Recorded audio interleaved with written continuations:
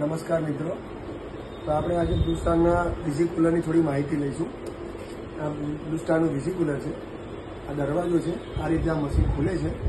આ મશીન ખોલ્યા પછી અંદરનું થોડીક આપણે માહિતી લઈશું.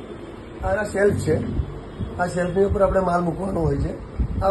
આ તમે શિફ્ટ કરી શકો છો. આની અંદર આવા નોચ આપેલા છે, આ નોચીસ છે. આ નોચમાં તમે આને ઉપાડી અને નીચે આવું એક આપેલું છે એનું હુક, એ હુક તમે અહીંયા શિફ્ટ કરી શકો. એટલે તમારે ઉપર નીચે કરવું હોય તો થાય, બરાબર છે.